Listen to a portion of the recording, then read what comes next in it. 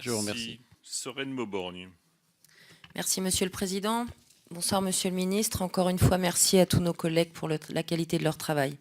La région PACA a été très durement frappée par les incendies. Dans le Var, plus de 1700 hectares sont partis en fumée et 12 000 personnes ont dû être évacuées. Je souhaitais vous interroger sur le guet aérien armé, volet essentiel de la lutte contre les incendies, dont beaucoup résultent malheureusement d'actes criminels.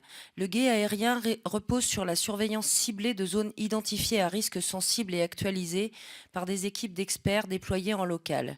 Des moyens sont prépositionnés à proximité ou au-dessus des zones concernées afin d'être en mesure de réagir très rapidement face aux départs de feu.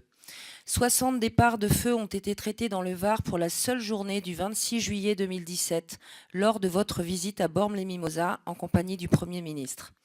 Placé au cœur d'une logique d'anticipation, le guet aérien armé présente d'indéniables avantages. Il permet par exemple d'optimiser le recours à la flotte des bombardiers d'eau lourds de la sécurité civile, les Canadair et les trackers fortement sollicités durant les derniers épisodes estivaux. En ascendant la commande de 6 appareils multirôles type Dash, portant à 8 la flotte de ces appareils dont la France disposera à l'horizon 2022, le gouvernement a pris une décision qui s'imposait.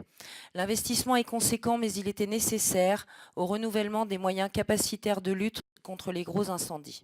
En complément de la lutte en aval contre les incendies déclenchés presque lorsqu'il est trop tard, la mission de guet aérien armé a démontré toute son utilité opérationnelle.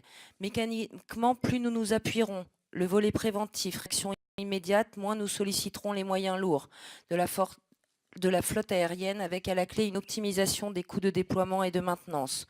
D'autant plus qu'il nous faut anticiper le retrait du service d'ici à 2022 des 9 appareils dits trackers prioritairement dédiés aujourd'hui à la mission du guet aérien armé.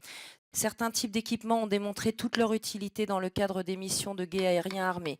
Il s'agit le plus souvent de petits aéronefs type Air Tractor AT802 dont dispose l'Espagne, également loué par le département de l'Hérault. Merci Sereine. Alors,